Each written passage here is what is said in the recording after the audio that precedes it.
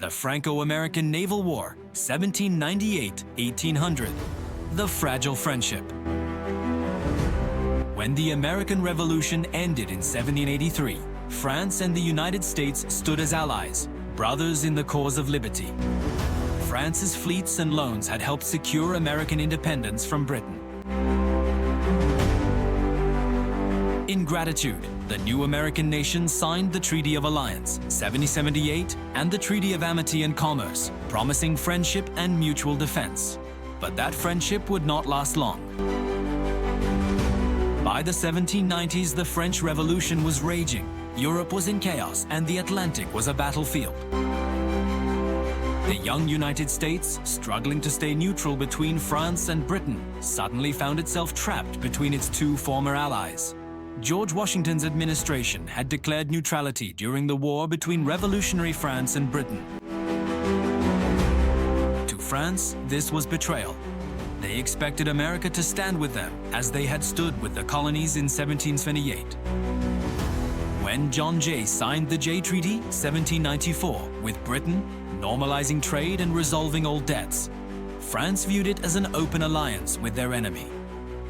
In response, the French began seizing American merchant ships, claiming the US had violated its old treaty obligations. Between 1796 and 1797, over 300 American vessels were captured. The diplomatic disaster, the XYZ Affair, 1797-1798. The year was 1797. The United States was barely 2 decades old, a young republic standing on unsteady legs, surrounded by powerful empires and dangerous politics. George Washington had retired, leaving behind a fragile legacy of neutrality and unity. Now his successor, John Adams, faced a storm that could tear the nation apart. France, America's former ally in the Revolution, had turned from friend to foe.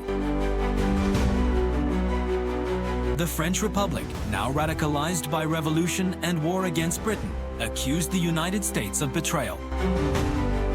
To France, the Jay Treaty of 1794, signed between the US and Britain, was nothing less than treason, proof that America had chosen sides. By 1796, French warships began seizing American merchant vessels, claiming they were aiding Britain. Hundreds of ships were taken, millions of dollars in cargo were lost. American sailors were detained or left adrift at sea. The young republic had no navy to defend itself, only outrage and fear. When John Adams took office in March 1797, he was determined to prevent war. His goal was peace, a peace through diplomacy. So he appointed 3 men, respected, patriotic, and steady. Charles Cotesworth Pinckney of South Carolina, a veteran diplomat. John Marshall of Virginia, a rising lawyer and future Chief Justice. And Elbridge Gerry of Massachusetts, known for moderation and reason. Together, they sailed to Paris with a simple mission: restore friendship and protect American commerce. But Paris in 1797 was not the France of Lafayette or the Revolution's early days. It was a capital consumed by corruption, paranoia, and power. The Directory, France's ruling government, distrusted foreigners and saw America as a traitor. When the American envoys arrived, they expected to meet Foreign Minister Charles Maurice de Talleyrand, one of Europe's most cunning diplomats. Instead, they were met by intermediaries, shadowy agents who refused to give their real names. In official documents, they would later be called X, Y, and Z. These agents made an outrageous demand. Before negotiations could begin, the Americans would have to pay a bribe of $250,000 and provide a loan of $10 million to the French government. It was extortion, thinly disguised as diplomacy. When Charles Cotesworth Pinckney heard the demand, he erupted in fury. "No, not a sixpence," he reportedly shouted. "Millions for defense, but not 1 cent for tribute." That single phrase would echo across the Atlantic and ignite a storm of patriotism at home. For months, the American delegation refused to give in. They met delays, deception, and threats. France demanded tribute. America demanded respect. Finally, after a fruitless year of humiliation, the envoys returned home. Their mission had failed, but their courage had preserved the nation's honor. When President Adams reported the affair to Congress in 1798, he published the documents, replacing the French agents' names with the letters X, Y, and Z. And when Americans read the report, the reaction was explosive. The nation was outraged. How dare France, America's old ally, demand bribes to speak of peace? Across the country, citizens held rallies, burned French flags, and called for revenge. Newspapers printed headlines in bold, "Insult to American honor. No tribute to tyrants." The cry spread through every tavern and meeting hall. Millions for defense, but not 1 cent for tribute. Even Jefferson's Democratic Republicans, long friendly toward France, were forced to fall silent as anti-French sentiment swept the nation. Congress, driven by fury and pride, took action. In 1798, they authorized a naval buildup, ordered new frigates to sea, and created the Department of the Navy. The United States Marine Corps was re-established to guard the nation's coasts and ships. Soon, American warships, including the USS Constitution, USS Constellation, and USS United States, were launched into service. The Republic, once unarmed, now prepared to defend its honor on the seas. Though war was never formally declared, the United States and France were now locked in open hostilities. American ships patrolled the Caribbean, intercepting French privateers. The young US Navy, barely formed, began its first real combat operations. But beneath the clash of steel and cannon smoke, President Adams still hoped for peace. He refused to let anger drive America into a full-scale war. The XYZ affair had done more than strain diplomacy. It had tested the very principles of the Republic. It showed that America would not bow to foreign threats, nor sell its honor for money. It also revealed a deeper truth, that in a world ruled by empires, the new United States had to stand on its own. Out of humiliation came strength. Out of insult came unity. And from the ashes of failed diplomacy, a navy was born. The XYZ affair was more than a diplomatic scandal. It was the moment America found its voice among nations. The young republic had declared, to friend and foe alike, "We will defend our honor and pay not a cent for tribute." Building a navy from scratch, 1798. When the XYZ affair shocked the nation, the United States found itself standing on the edge of war with France. The insult in Paris had ignited fury at home, but beyond the outrage lay a simple truth: America had no real navy. The revolution had ended 15 years earlier, and most of the ships built during that time had been sold, dismantled, or left to rot in harbor. The young republic was unprepared to fight at sea. John Adams, a cautious man by nature, understood that diplomacy was powerless without defense. He once wrote, "To be prepared for war is one of the most effectual means of preserving peace." That philosophy would now guide his presidency. In the spring of 1798, Congress finally acted. It authorized the creation of a new branch of government, the Department of the Navy. A cabinet post was established, and a capable administrator, Benjamin Stoddert of Maryland, became the first Secretary of the Navy. His mission was daunting. He had to build an entire naval force, ships, ports, officers, crews, and strategy, almost from nothing. The task was urgent. French privateers prowled the Caribbean, seizing American merchant vessels with impunity. In 1797 alone, more than 300 ships were captured. Trade was strangled, merchants were desperate, and insurance rates skyrocketed. The Atlantic, once a highway of commerce, had become a gauntlet of danger. Stoddert began by reviving a project that had started years earlier under President Washington, the Naval Act of 1794. That law had authorized 6 massive frigates, ships designed to match or outfight any single opponent afloat. But construction had slowed after peace was made with Algiers. Now, the crisis with France gave the program new life. The 6 frigates were named with purpose and pride: USS Constitution, USS Constellation, USS United States, USS President, USS Congress, and USS Chesapeake. Each was a symbol of independence and craftsmanship, built from the finest live oak timbers of the American South and designed by master shipbuilder Joshua Humphreys. These were not ordinary vessels. Humphreys envisioned ships that could outrun heavier European ships of the line, yet outfight anything of their own class. Their thick hulls, long lines, and powerful guns would make them legendary.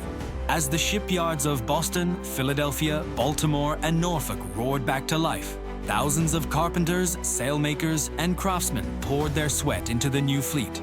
Hammers rang through the night, and sawdust coated the docks like snow. Each plank laid and each mast raised was an act of patriotism. America was arming itself for survival. While construction advanced, the first small ships were already heading to sea. Merchantmen were converted into temporary warships, and a handful of older vessels were refitted to patrol the coast. But it was the new frigates that captured the public imagination. Newspapers followed their progress closely, celebrating every launch as a triumph of national pride. In June 1798, Congress took another bold step. It re-established the United States Marine Corps, which had existed briefly during the Revolution but had since vanished. The Marines would serve aboard Navy ships and protect America's ports and dockyards. Their rebirth marked another cornerstone in the nation's defense. At the same time, Congress approved funds to build coastal fortifications, raise volunteer companies, and recruit sailors. A navy that had been nothing but a dream just months before was suddenly taking shape. But the creation of a navy was not merely a military act, it was a political gamble. Many Americans, especially the Jeffersonian Republicans, feared a standing navy. They warned that large military forces could become tools of tyranny, as they had in European monarchies. They saw Adams's build-up as a step toward empire. Adams, however, believed that strength was the only way to secure peace. He refused to let the nation be humiliated again. A naval power, he declared, is the natural defense of the United States. By the end of 1798, the first of the great frigates was ready for battle. The USS Constellation, commanded by Captain Thomas Truxtun, was launched from Baltimore amid cheering crowds. Truxtun, a veteran of the Revolution and a fierce patriot, had trained tirelessly for this moment. His ship was armed with 38 guns, manned by 300 sailors, and ready to hunt the French privateers that preyed on American trade. Soon after, the USS United States, under Captain John Barry, took to the seas. Barry, known as the father of the American Navy, brought discipline and courage to every deck he commanded. Under these men, the new Navy began to prove itself. By early 1799, the results were dramatic. American warships had captured or driven off dozens of French vessels. Merchant convoys once again crossed the Atlantic with protection. The young nation's flag, 13 stars against a blue field, now flew proudly in waters once dominated by Europe's great powers.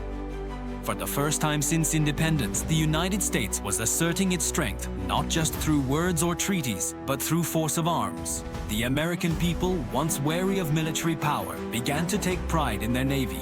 Songs were written, toasts were raised, and the names of ships like the Constellation and Constitution became symbols of freedom and courage. President Adams, though cautious by temperament, found himself at the helm of a growing military force. He expanded naval bases, approved new ship designs, and established systems for training officers. Under his leadership and Stoddard's guidance, the Navy became the cornerstone of America's defense. Yet Adams never lost sight of his ultimate goal: peace through strength. Every ship built, every sailor trained, and every cannon cast was meant not to conquer, but to deter. Adams sought a navy strong enough to command respect, not to wage endless wars. By the end of 1798, the United States had transformed. It was no longer a vulnerable collection of states, but a nation capable of defending its commerce and its honor. In 2 short years, the humiliation of the XYZ affair had become the spark for renewal. Out of crisis came confidence. Out of insult came resolve. The Navy's creation marked a turning point in American history. It gave the young republic not just ships and sailors, but a sense of independence on the high seas. From this foundation would grow a tradition of naval strength that would carry through every war to come. When the USS Constitution finally took to the water, her sails filled with wind, her flag snapping in the Atlantic breeze, she embodied the spirit of the nation itself, built from hardship, tested by doubt, and destined for greatness. The United States had built a navy from scratch, and with it, a new chapter of its destiny. The War at Sea, 1798-1800. The undeclared war between the United States and France, known as the Quasi-War, was fought not on land, but across the vast, restless Atlantic. In 1798, the young republic found itself locked in a fierce maritime struggle with the very nation that had helped it win independence 2 decades earlier.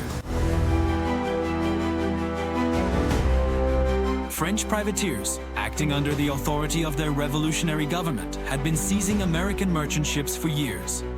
By 1798, more than 300 US vessels had been captured or plundered. Now, America was ready to strike back.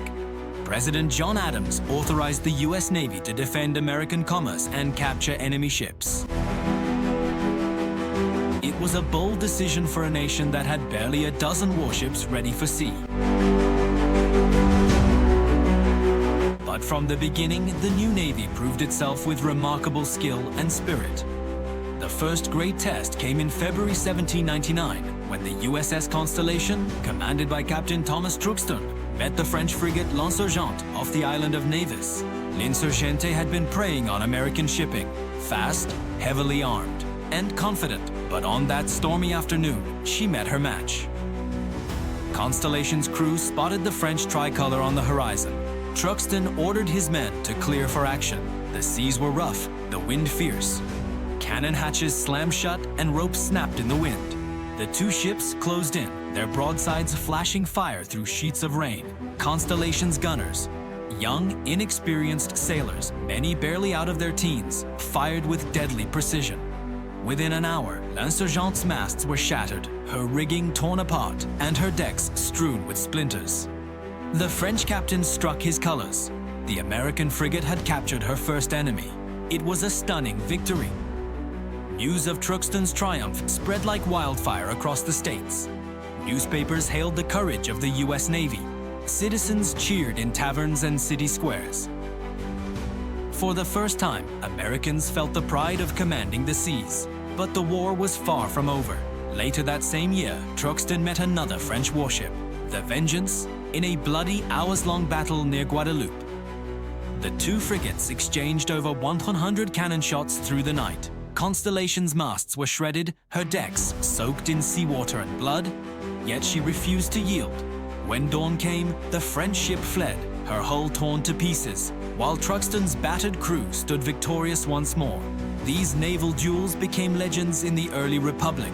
They were proof that the United States, small, untested, and outnumbered, could hold its own against one of Europe's greatest naval powers. Meanwhile, the war spread across the Caribbean. American vessels hunted French privateers near Saint-Domingue, Guadeloupe, and Martinique. Convoys sailed under US protection. French raiders that had once stalked American merchants now found themselves hunted instead. By 1800, the tide had turned decisively. The US Navy had captured or destroyed nearly 100 French ships. American merchants once again crossed the Atlantic under their own flag, free and proud. And yet, even in victory, President Adams sought peace. He knew that endless war could destroy the fragile republic. Through secret diplomacy, he reopened negotiations with France's new leader, Napoleon Bonaparte. The fighting would soon come to an end. But the Quasi-War had left a lasting mark. It forged the United States Navy into a permanent force, ready to defend the young nation against any threat upon the seas. Political battles at home, 1798-1800. While American warships thundered across the Caribbean, another kind of battle raged at home. Not with cannons and sails, but with words, laws, and political ambition. The naval victories had made President John Adams a national hero. The cry of millions for defense, but not 1 cent for tribute, echoed through the streets. Yet behind the celebration, the nation was tearing itself apart. The United States was still young, only 20 years removed from revolution, and its leaders were struggling to define what kind of country it would become. On one side stood the Federalists, led by Adams and Alexander Hamilton. They believed in strong government, a powerful military, and close trade ties with Britain. To them, France's revolutionary chaos was a warning of what could happen if liberty ran unchecked. On the other side were the Democratic Republicans, led by Thomas Jefferson and James Madison. They feared that the Federalists were steering the nation toward monarchy, that the very ideals of 1776 were being betrayed. When French ships attacked American commerce, the Federalists saw danger everywhere. They believed spies and traitors lurked within the nation's borders, immigrants, journalists, and anyone critical of the government. In 1798, the Federalist-controlled Congress passed a set of controversial laws known as the Alien and Sedition Acts. Under the Alien Acts, the president could deport any foreigner deemed dangerous to the peace and safety of the United States. Under the Sedition Act, citizens could be fined or jailed for criticizing the president or Congress. It was one of the darkest moments for American civil liberty. Editors were arrested, newspapers were shut down, ordinary citizens were charged for speaking their minds. The very freedoms the revolution had promised seemed to vanish overnight. Jefferson called it a reign of witches. He warned that the people's voice was being silenced, that America was drifting toward tyranny. Meanwhile, Alexander Hamilton had dreams of his own. Flush with the energy of war, he envisioned a massive standing army under his command. An army that might even march south to seize Louisiana and Florida from France and Spain. But President Adams saw the danger in Hamilton's ambition. He feared that a permanent army could destroy the republic from within, that it could become the tool of a would-be dictator. Against his own party's wishes, Adams refused to expand the war. He cut short Hamilton's military plans. He resisted the fever of conquest. It was an act of political courage, and it came at great cost. His party turned against him. Newspapers mocked him. Even within his own cabinet, loyalty wavered. But Adams would not yield. He believed the true test of leadership was not in winning battles, but in knowing when to end them. The war at sea had shown America's strength. Now Adams would have to prove its wisdom by steering the nation back toward peace before it tore itself apart from within. The search for peace. The Convention of 1800. By the dawn of the new century, the guns of the quasi-war had fallen silent. Both the United States and France were weary. Battered not by defeat, but by the heavy cost of a conflict neither truly wanted. For America, the struggle had tested its unity, its liberty, and its very survival as a young republic. For France, now under the rising power of First Consul Napoleon Bonaparte, the war with America had become a distraction from grander ambitions in Europe and the Caribbean. Napoleon was consolidating his rule. He needed stability, not more enemies across the ocean. And in Philadelphia, President John Adams saw the same truth.